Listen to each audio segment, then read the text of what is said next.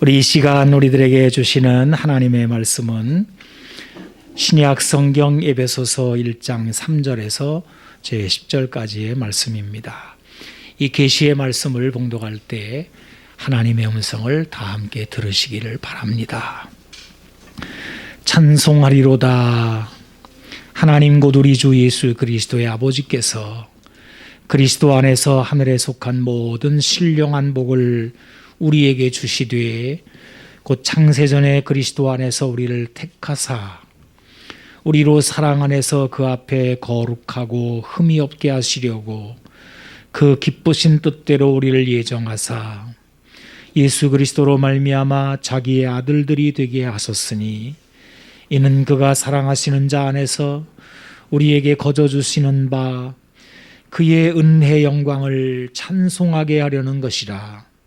우리는 그리스도 안에서 그의 은혜의 풍성함을 따라 그의 피로 말미암아 속량 곧 죄사함을 받았느니라. 이는 그가 모든 지혜와 총명을 우리에게 넘치게 하사 그 뜻의 비밀을 우리에게 알리신 것이요 그의 기뻐하심을 따라 그리스도 안에서 때가 천 경륜을 위하여 예정하신 것이니 하늘에 있는 것이나 땅에 있는 것이 다 그리스도 안에서 통일되게 하려 하심이라. 아멘. 우리나라에는 두 번의 새해를 맞는 일이 있습니다. 신정과 구정입니다. 신정은 양력에 따른 것인데 바로 태양력에서 비롯된 것이고, 구정은 음력, 즉 달을 중심으로 만들어진 것입니다. 대체로 많은 나라들이 한 번의 새해 맞이를 하지만 우리나라는 전통적으로 내려온 음력의 설날이 오랜 관습으로 남아있기 때문에 이렇게 두 번의 새해 맞이를 합니다. 농경시대에는 음력으로 일정들을 정하고 움직였습니다. 그리고 설날이 되면 새로운 한 해를 맞으면서 올해는 어떠한 해가 될 것인가 하는 것을 놓고 점을 치기도 합니다. 토종 비결을 보기도 하고 또 운세를 점치기도 합니다. 이제 세상은 변하고 농경시대에서 첨단의 과학시대를 살고 있지만 사람들은 여전히 태양과 달을 기준으로 인생의 갈 길을 알고 싶어 합니다. 그런데 우리 그리스도인들에게는 또 하나의 달력이 있습니다. 바로 교회력이라고 하는 달력입니다. 태양을 중심으로 하면 태양력이고 달을 중심으로 하게 되면 음력이라고 할 때 예수 그리스도를 중심으로 돌아가는 것이 바로 교회력입니다. 교회력은 예수님이 중심이십니다. 성탄절을 앞두고 4주간을 대림절이라고 하는데 여기서부터 이제 교회력이 시작이 됩니다. 성탄절이 지나면 주현절이라고 하는 것이 오는데 이 주현절이라고 하는 것은 예수님이 하나님의 아들 되심, 이것을 드러내는 능력과 신적인 정체성을 나타내는 그런 절기입니다. 그리고 이어서 부활절을 앞두고 사순절이 시작이 되는 것이죠. 사순이란 말은 40일이란 뜻입니다. 이 40일간 예수님의 순환과 죽음을 담은 것이 사순절이고요. 그리고 부활절은 기독교에서 가장 큰 기쁜 교회력인데 50일 동안 경축을 합니다. 그리고 예수님의 승천일 성령 강림절을 지나고 한 해를 마무리하여 다시금 대림절을 맞는 것이 이제 전체적인 교회력의 내용이 되겠습니다. 여러분, 우리에게 교회력이 중요한 것은 진정 우리 인생의 중심은 저 하늘에 떠 있는 태양도 아니고 달도 아니라 바로 예수 그리스도가 우리의 삶의 중심이심을 나타내기 때문입니다. 그래서 우리는 무슨 토종 비결이나 또 운세나 점괘 같은 이런 데 매이지를 않습니다. 우리의 중심이 예수 그리스도이시기 때문입니다. 어제 우리가 구정을 보냈죠. 지금은 이제 교회력에 있어서 중요한 이제 때입니다. 주현절이 어제로 끝나고 오늘이 예수님의 산상변모주일입니다. 그리고 이번 주 수요일부터 사순절이 이제 시작이 됩니다. 다음 주일은 사순절의 첫째 주일입니다. 우리는 교회력에 따라 예수 그리스도를 생각하고 이에 따른 말씀을 묵상함으로써 우리 인생의 갈 길에 대하여 알게 되고 또 거기에 우리 삶을 맡기게 되는 것입니다. 이제 오늘 우리가 읽은 이 에베소서 1장은 참으로 놀라운 말씀입니다. 왜 이 놀라운 말씀이라고 제가 말씀드리냐 하면 하나님께서 자신의 계획을 우리에게 알리셨다라고 말씀하시는 내용이 바로 이 부분이기 때문입니다. 이 계획은 우리 사람들을 위한 것인데 9절에 보게 되면 그 뜻의 비밀을 우리에게 알리셨다 이렇게 되어 있습니다. 여러분 사실은 우리 사람은 자신의 운명을 그 운명이 어떻게 결정되어 있는지를 알 수가 없습니다. 때때로 사람들은 용한 점쟁이를 찾아서 자신의 운명을 알고 싶어 하지만 만약에 사람이 자신의 미래를 낱낱이 알게 된다면 엄청난 혼란이 일어나고 말 것입니다. 만약에 내가 10년 후에 아주 비참한 모습으로 고통 가운데 죽을 운명이 분명하다면 그 10년 세월을 어떻게 살아가겠습니까? 어떻게 견디겠습니까? 반대로 또 대단한 영광이 그때 기다린다고 한다면은 그게 명확하다면 무슨 노력을 하겠습니까? 무슨 훈련을 받겠습니까? 그냥 안일함에 빠져버릴 것입니다. 매일의 삶이 의미를 잃은 운명론, 결정론에 지배를 받는 끔찍한 인생이 되어버릴 것입니다. 그래서 하나님께서는 인간들이 자신의 미래를 절대로 알지 못하게 만들어 놓으셨습니다. 하나님께서는 모든 인간의 미래를 철저하게 비밀에 붙이시고 단지 주어진 형편에서 열심히 살도록 하신 것입니다.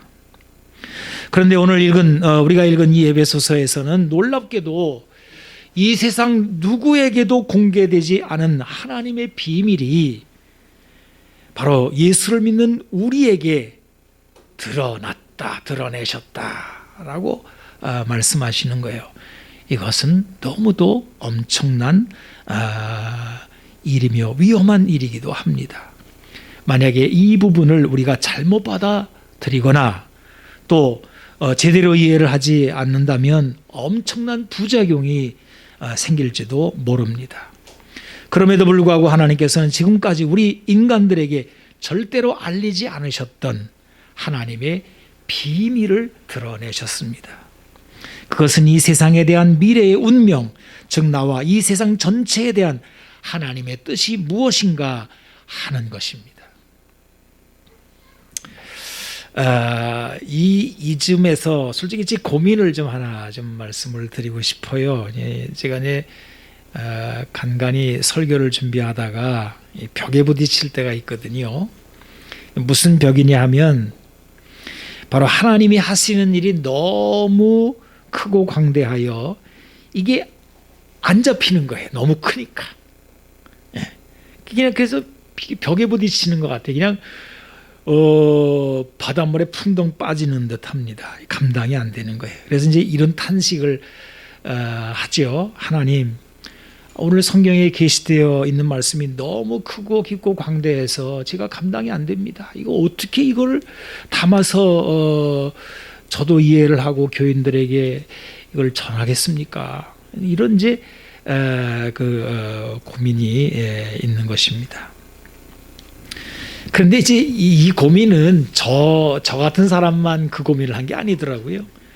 오래전에 어거스틴이라고 하는 아주 유명한 신학자가 있었는데 이 신학자가 삼위일체에 대해서 하나님이 어떤 분이신가를 깊이 고민했다고 그래요.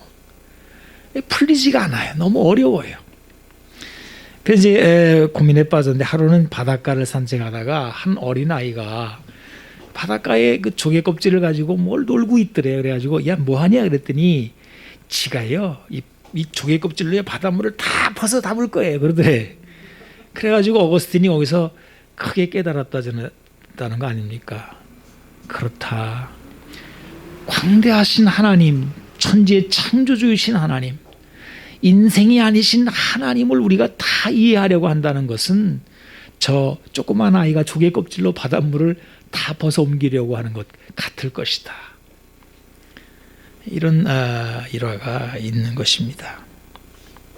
참 하나님을 다 알아내겠다는 것이 얼마나 제한적인가 하는 것을 이제 보여주는 얘기죠. 근데 이런 얘기는 성경에도 나와요. 아브라함 이야기죠. 여러분 아브라함이 100세가 다 되도록 자식이 없을 때 하갈을 통해서 이스마엘을 얻습니다. 이때가 아브라함이죠. 86세 때 일입니다. 그런데 99세에 하나님이 아브라함에게 나타나셔서 이름을 아브라함이라고 바꿔주셔요. 그리고 그의 아내도 이름을 사레에서 사라로 바꿔주시면서 내 아내 사라에게 아들이 있을 것이다 하면서 장차 이루어질 원대한 하나님의 계획을 말씀해 주세요. 이때 아브라함이 뭐라고 했는지 아십니까? 아유 하나님 이스마엘이나 살기를 바라나이다 그래요. 지금 하나님은 뭐 큰 그림을 지금 그리시는 거예요. 하나님의 원대한 하나님의 나라의 큰 사역을 지금 아브라함에게 이야기하시는데 아브라함은 너무 커서 이걸 이해를 못하는 거예요. 아브라함의 생각 속에는 지금 눈앞에 보이는 이스마엘 뿐입니다. 하지만 하나님께서는 아직 태어나지도 않은 아들을 말씀하시고 그 아들의 이름이 이삭이라는 것도 벌써 지어서 이야기를 하시는 거예요. 이렇게 아브라함은 하나님의 원대한 계획 앞에 벽을 느끼고 있는 것입니다. 여러분 우리가 오늘 에베소서 1장을 읽었는데 바로 이 에베소서 1장 앞에 우리가 이게 너무 광대하게 벽을 느끼는 거예요. 하나님께서 우리 인생을 향한 비밀을 공개하셨습니다. 이 엄청난 것을 사도 바울이 단 한 문장으로 담아내요. 이 에베소서 1장 3절에서 14절까지가 헬라어 원문에는 한 문장이에요. 뭐 우리나라 말로는 5문장으로 쪼개놨더라고요. 뭐 굉장한 내용을 다 담아놨는데 이게 한눈에 다 안 들어오는 거예요. 그래서 사도 바울은 이제 이걸 이야기한 다음에 그 다음에 바로 이어서 기도문을 실어 놓았는데 그 기도의 내용이 이렇습니다. 하나님 아버지께서 지혜와 계시의 정신을 너희에게 주어서 마음의 눈이 밝아져 이 엄청난 계시를 너희들이 좀 다 알게 하시기를 원하노라 이렇게 하고 있어요. 이것도 모자라 가지고 3장에 와서 두 번째 기도를 또 합니다. 이번에는 너무 간절한 나머지 무릎을 꿇고 기도해요. 능히 지식에 넘치는 그리스도의 사랑을 그 너비와 길이와 높이와 깊이가 어떠함을 깨달아 충만하게 하시기를 구하노라 이렇게 이야기하고 있습니다. 만약에 이런 기도가 없다면 우리는 다 벽에 부딪히고 무슨 뜻인지도 모른 채 아브라함처럼 이스마엘이나 살기를 원하나이다 하면서 우리의 눈앞에 작은 것에 만족하다가 말 것입니다. 우리 아이들을 길러보면은 그런 걸 알 때가 있어요. 좋은 집을 짓고 아이들 방을 잘 꾸며가지고 정말 첨단의 기술로 잘 만들어 놓고 입주를 딱 해가지고 들어갔는데 야 좋냐 그랬더니 막 좋아서 난리를 쳐요. 뭐가 좋냐 했더니 사탕이요. 그 자기 방에 놓여있는 막대사탕 하나가 너무 좋다는 거예요. 그 전체 집에 그 엄청난 그 집에 대해서는 다 이해를 못하는 거예요. 바로 우리들의 모습이 그렇지 않습니까? 그래서 지혜와 계시의 정신, 그리스도의 사랑의 광대함을 깨닫는 충만한 지식, 여러분, 이게 필요한 겁니다. 저는 이 시간에 이러한 것들이 여러분의 심령에 있기를 축원합니다. 예. 자, 그러면 이 에베소서 1장이 드러내는 이 하나님의 비밀이 무엇일까요? 오늘은 9절에서 10절까지만 좀 생각해 보려고 합니다. 이건 집중적으로요. 우리 같이 한번 우리 9절, 10절 오늘 본문으로 읽었습니다만 우리 같이 한번 읽어볼까요? 자, 그 뜻에, 자, 시작. 그 뜻의 비밀을 우리에게 알리신 것이요 그의 기뻐하심을 따라 그리스도 안에서 때가 찬 경륜을 위하여 예정하신 것이니 하늘에 있는 것이나 땅에 있는 것이 다 그리스도 안에서 통일되게 하려 하심이라 그랬습니다. 하나님께서는 이 세상을 향한 자신의 계획을 어디다 담아놨어요? 그리스도 안에 거기서 이루신다는 거예요. 그러므로 하나님의 비밀의 열쇠는 바로 그리스도입니다. 예수 그리스도가 중심입니다. 그래서 우리는 태양력도 아니고 또 음력도 아닌 그리스도력, 교회력을 중시하는 것입니다. 여러분, 그 자연 만물을 이렇게 좀 살펴봐도 이게 이렇게 이해를 좀 할 수가 있게 되는데요. 모든 만물에는 중력이라는 게 있습니다. 그래서 중심이 잡히고 그래서 질서 있게 운행을 하게 됩니다. 뭐 작게는 원자를 중심으로 전자가 이렇게 돌죠. 그래서 물체를 형성하고 있죠. 또 크게는 태양이라는 게 있어가지고 태양계가 이제 태양의 중력에 따라서 모든 별들이 이제 움직입니다.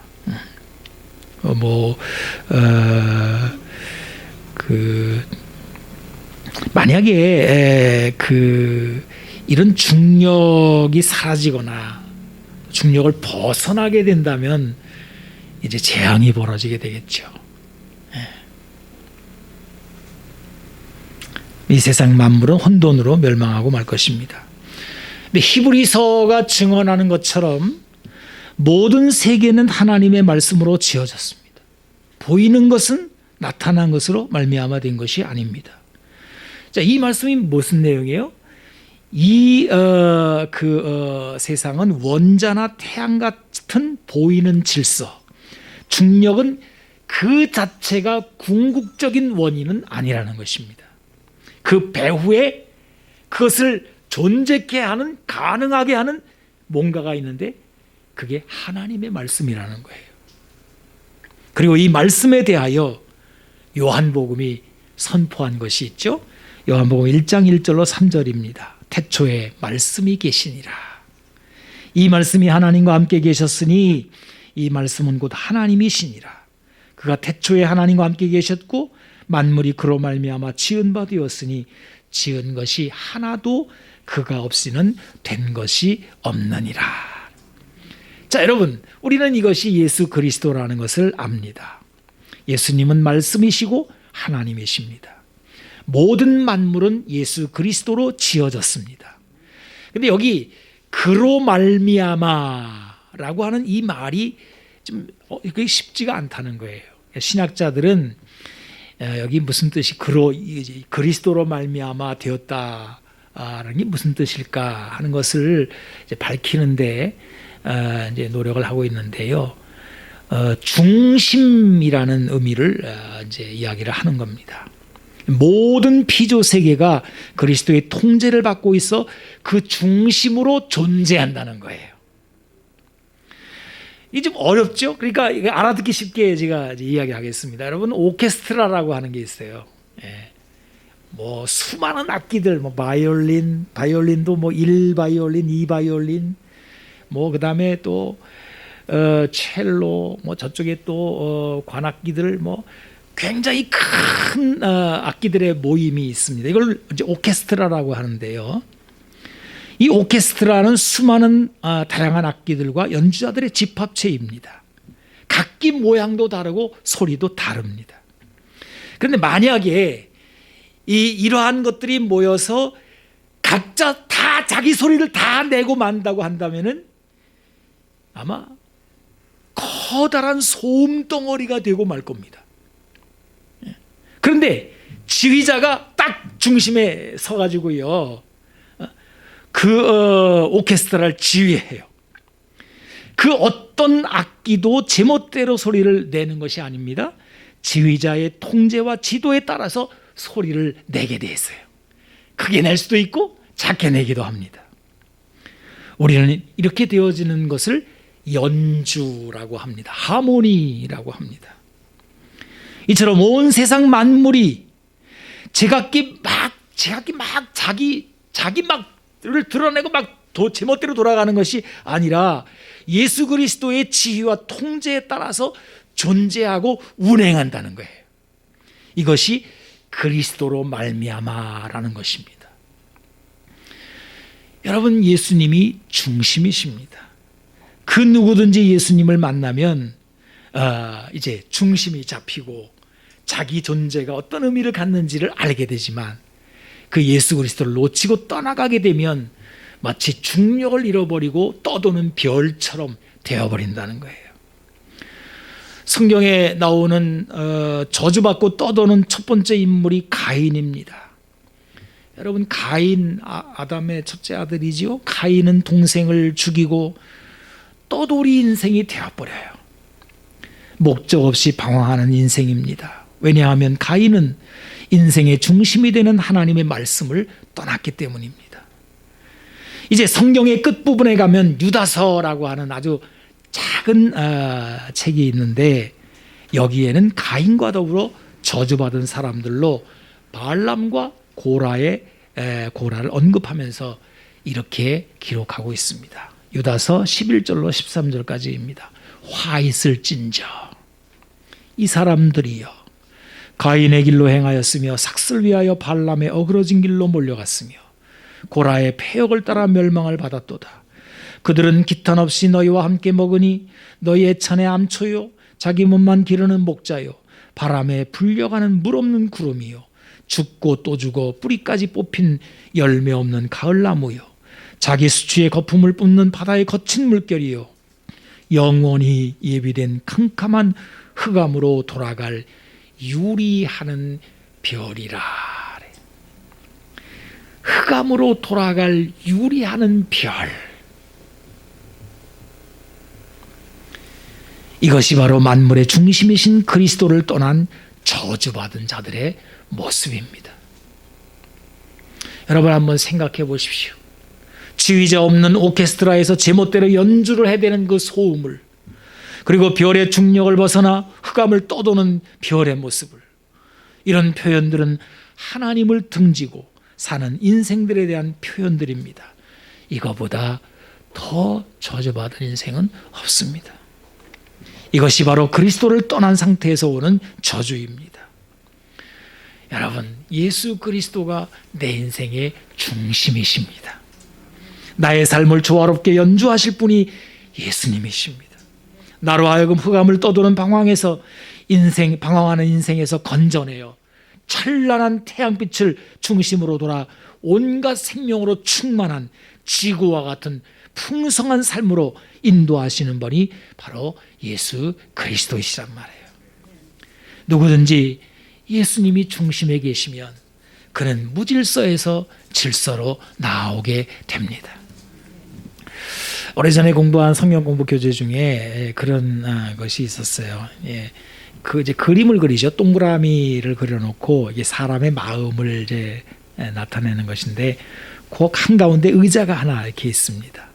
근데 그 의자에 자기가 올라 앉아 있으면 그 자기 안에 그 삶의 질서가 막 어지러워져요. 근데 이제 내가 겸손히 밑으로 내려앉고 그 내 중심의 왕자의 예수님을 딱 모시게 되면 삶이 딱 질서정연하게 되어져요.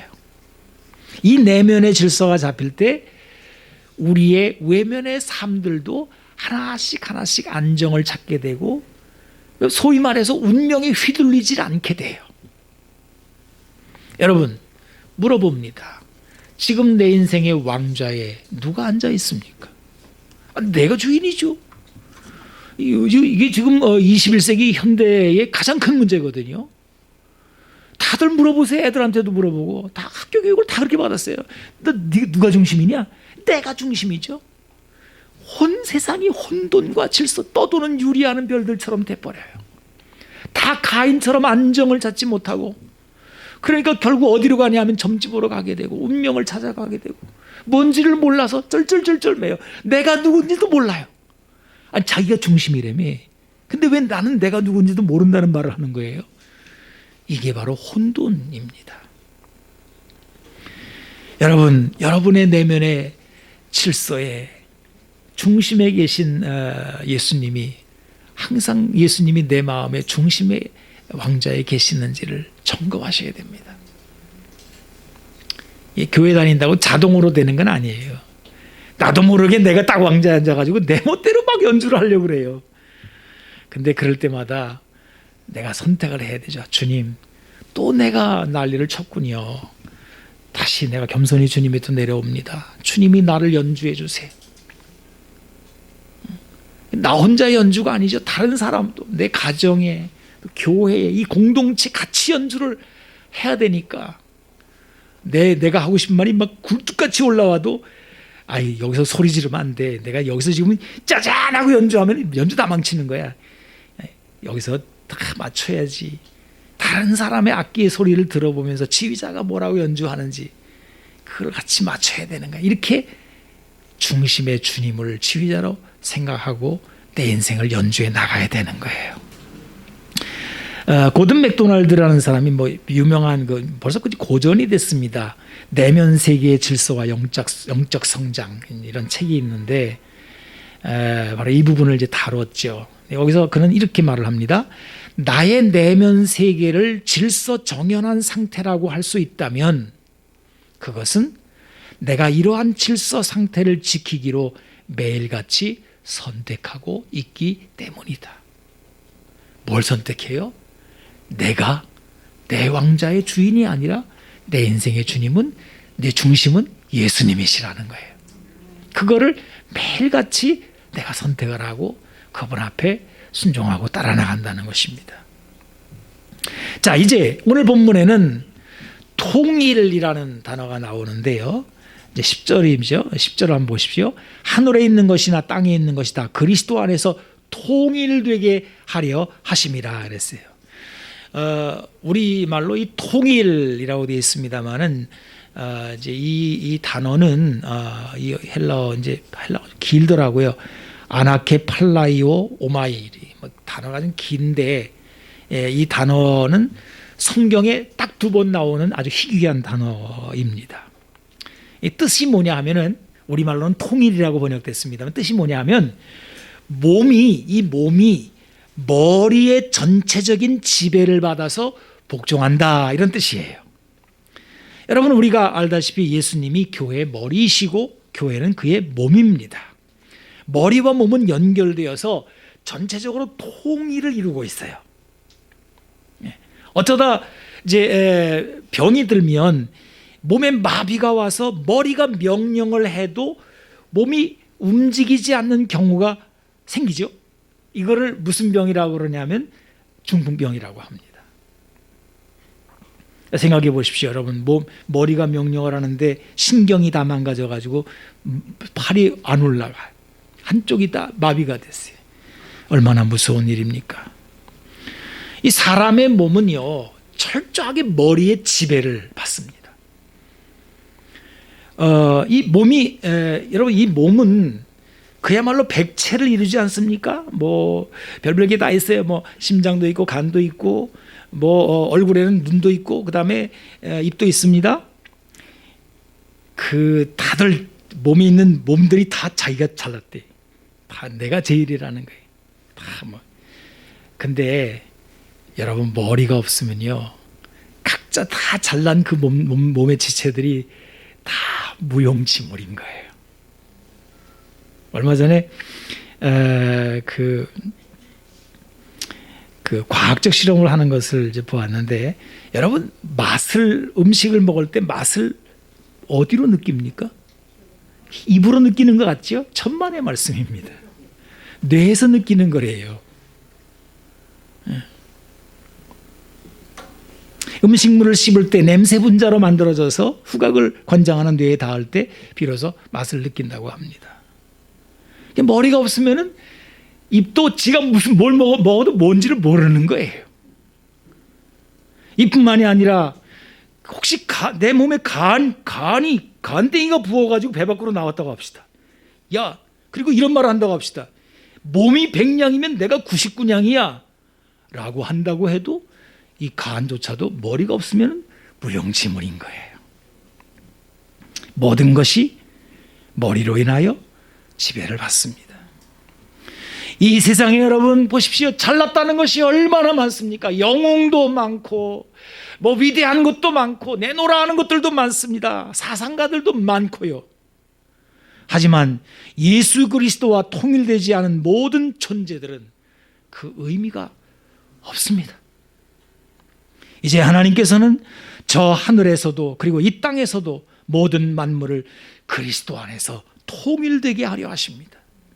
그리스도와 연결하여 몸이 지배를 받고 각자가 역할을 하도록 만드시는 것입니다. 그래서 여기 통일이라고 하는 말은요, 뭘 획일화 하겠다는 것도 아니고요, 무슨 종교를 통일하겠다거나 무슨 모양을 통일하겠다 그런 얘기가 아닙니다. 사실 하나님이 지으신 세계는 매우 다양하지 않습니까? 우리 몸의 백체가 서로 다르듯 이 세상의 모든 것들은 다양성을 가지고 있습니다. 사람의 몸이 백체로 다양하지만 하나의 머리의 지배를 받아 복종하여 통일된 몸을 이루듯이 하나님께서는 그리스도 안에서 이 다양한 이 세상을 통일된 세상, 통일되게 하려 하신다는 말씀입니다. 아주 신비로운 말씀입니다. 이렇게 그리스도와 연결되어 통일된 세상에서는 모든 것이 조화롭고 그리고 그 어떤 것도 소외되지 않습니다. 한번 여러분의 몸을 보십시오. 건강한 몸은 몸의 그 어떤 부분도 소외되지 않습니다. 눈이나 심장 같은 중요한 장기들뿐 아니라 새끼손가락이나 혹은 눈에 보이지 않는 잘 뛰지 않는 구석진 곳에 붙은 지체일지라도 건강한 머리의 지배를 받는 그 몸에서는 모든 것이 다 존귀하고 다 소중한 거예요.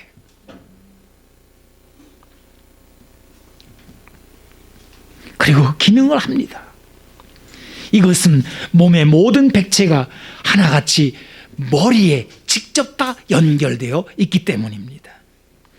머리가 모르는 지체는 존재하지 않습니다. 여러분, 우리 중에는 이렇게 드러나서 막 앞에 나가가지고 사람들의 막 스포트라이트를 받는 그런 그 인생도 있고요. 어떤 사람은 항상 뒤쪽에서 2인자, 3인자 보이지 않는 그런 인생들도 있어요. 교회도 그렇고 가정에서도 그렇습니다. 그런데 모든 지체는 다 그리스도에게 다 직접 연결되어 있어요. 그 연결되어 있는 지체는 하나도 소중하지 않은 것은 없습니다.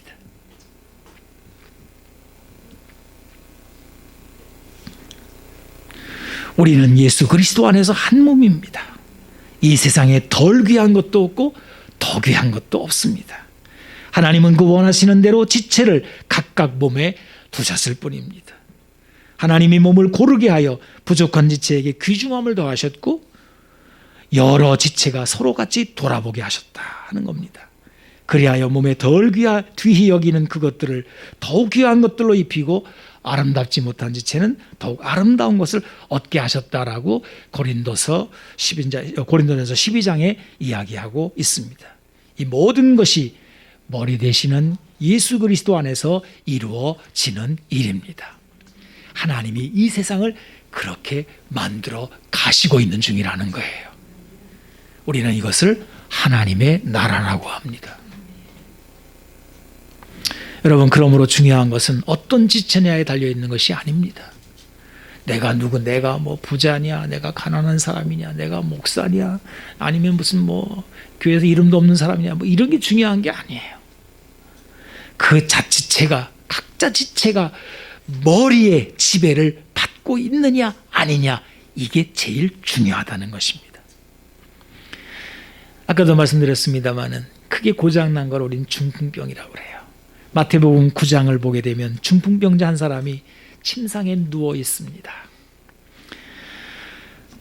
여러분 성경을 이렇게 보면요, 이제 그냥 안 보여요. 이게 그냥 한 사건이 지나간 것이 아니라 왜 성경에 담아놨을까 생각해 보게 되면 중풍병이 걸려가지고 침상에 누워 있는 사람의 모습이 이 세상의 모습이에요. 우리들의 모습이에요. 중풍병이라는 게 뭐예요? 몸의 지배를 받지 못하는 병입니다. 모든 신경이 단절되어 있습니다. 그런데 예수님은 그를 향하여 이렇게 말씀하시지요. 작은 자여 안심하라, 내 죄 사함을 받았느니라 그래요. 주변에 있던 서기관이 속으로 생각합니다. 이 사람이 신성을 모독하도다. 이 신성 모독한다는 말은 무슨 말이냐 하면 자기가 하나님인가? 이런 말입니다. 근데 예수님은 여기에 대해서 이렇게 말을 합니다. 인자가 세상에서 죄를 사하는 권능이 있는 줄을 너희로 알게 하려 하노라. 여러분 주현절이 뭐라고 그랬어요? 예수님은 사람의 모습으로 오셨지만 그 기간 동안에는 이분이 그냥 사람인가? 사람일 뿐인가? 아닌데 하나님이신데? 사람인가? 하나님인가? 참 사람, 참 하나님. 이거를 생각하는 거예요. 예수님은 그냥 사람이 아니에요. 우리와 똑같은 사람입니다만은 그분은 하나님의 아들, 그분은 하나님이십니다. 저는 이 부분에서 꼭 생각나는 교인이 하나 있어요. 그 남편 따라, 그 아내 따라, 아내가 경건한 부인인데 하도 교회를 가자 그러니까 교회를 나왔어요. 교회를 열심히 잘 다녔어요. 근데 한 번은 나보고 그러더라고요. 자꾸 예수를 왜 자꾸 하나님이냐고 그러라고. 왜 신격화하냐고. 그냥 사람인데. 대답할 말이 많죠. 아이고, 당신은 아직 모르는구나. 우리의 신앙의 전부가 여기 걸려 있는데. 자, 그럼 여러분, 이 부분이 왜 중요합니까? 중풍병 같이 예수님이 없으면 중풍병 같이 돼버리는 거예요. 안 되는 거예요. 아무리 일어나서 뭘 움직여보고 머릿속으로는 다 되는데 안 되는 거예요. 하나도 안 움직이는 거예요. 그런데 우리 사람의 모습으로 오셔서 우리 가운데 계신 그 하나님이 우리 보고 말씀하시는 거예요. 인자가 세상에서 죄를 사하는 권능이 있는 줄을 너희로 알게 하려 하노라. 그리고는 중풍병자는 이런 명령을 듣습니다. 일어나 내 침상을 가지고 집으로 가라 하시니 그가 일어나 집으로 돌아갔다 그래요. 이제 그 이후로 이 사람은 더 이상 중풍병자가 아닌 겁니다. 단순히 육신의 중풍병에서 벗어났다는 것이 아닙니다. 그리스도의 명령에 순종하는 몸으로서 회복이 되었다는 것입니다. 이제 중풍병자였던 사람은 그리스도 안에서 통일이 되어 온전하게 된 것입니다. 여러분, 이 이야기는 이 세상 역사에 대한 축소판입니다. 죄악된 세상은 몸이 마비된 중풍병자와 같습니다. 하나님은 이 세상을 버리지 아니하시고 예수님을 우리들에게 보내주셨어요. 이 세상은 예수 그리스도 안에서 회복되어지고 있습니다. 하나님께 거역하고 떠도는 별처럼 저주받은 중풍병 인생들이 고쳐져서 그리스도 안에서 이 세상은 하나님과 화목하게 되어 가는 것입니다. 이 세상의 역사가 지금 그렇게 진행되어져 가고 있는 거예요. 우리의 운명은 모르는 것도 아니고 또 불행한 것도 아니고 그리스도 안에 있습니다. 이제 저는 성경 한 절을 읽고 말씀을 마치려고 합니다. 이 말씀을 읽기 전에 여러분 오늘 이 설교를 하는 이유를 다시 한번 좀 말씀드리고 싶어요. 우리의 달력의 중심이 예수님입니다. 신정이 오고 구정이 가고 괜찮아요. 그건 해가 따라 가겠죠. 근데 거기에 우리의 소망이 있는 건 아니에요. 세월이 가면 늙어지는 몸만 남겠죠. 그리고 올해도 달라질 게 뭐가 있겠습니까? 그런데 영적으로 새로운 달력이 있구나. 그리스도를 중심으로 하는 달력이 있구나.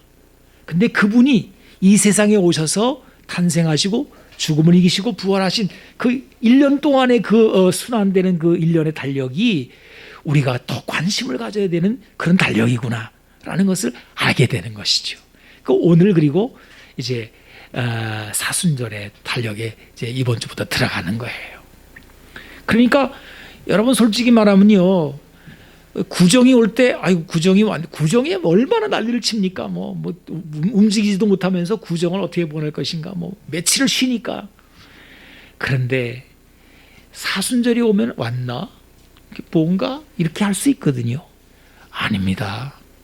사순절은 우리에게 중요한, 구정보다 더 중요한 그리스도력으로 진행해 나가는 하나의 달력인 거예요. 그 달력이 시작되는 겁니다. 이제 말씀드린 대로 골로새서 1장 15절에서 17절을 읽음으로 오늘 말씀을 마치려고 합니다. 그는 보이지 아니하는 하나님의 형상이시요 모든 피조물보다 먼저 나신 이시니 만물이 그에게서 창조되되 하늘과 땅에서 보이는 것들과 보이지 않는 것들과 혹은 왕권들이나 주권들이나 통치자들이나 권세들이나 만물이 다 그로 말미암고 그를 위하여 창조되었고 또한 그가 만물보다 먼저 계시고 만물이 그 안에 함께 섰느니라. 아멘. 기도하겠습니다. 하나님, 놀라운 이야기를 우리가 듣습니다. 주님, 2021년도가 바로 예수님 탄생 이후 2021년도인 것을 다시 한번 기억합니다. 이 세상에 신정도 있고 구정도 있지만 그러나 우리의 영원한 달력은 예수님이시오니 주님께서 우리의 인생의 중심이 되어주시고 그리함으로 혼돈과 흑암 속에 방황하는 유리하는 인생이 아니라 우리의 인생의 목적이 잡혀 있으므로 정말 멋진 연주를 해낼 수 있는 그런 인생으로 저희를 이끌어 주심을 감사하고 오늘도 그와 주 안에 거하는 저희들이 다 되게 하여 주시옵소서. 우리 살렘교회 성도들, 하나님, 비록 세상에서는 아주 작은 지체이지만 우리가 그리스도에게 직접 연결되어 있기에 머리에 지배를 받습니다. 주님께서 오셔서 우리의 중심이 되어 주시고 우리를 사용하여 주시고 우리에게서 영광을 받아 주시옵소서. 감사드리며 예수님의 이름으로 기도하옵나이다. 아멘. 아멘.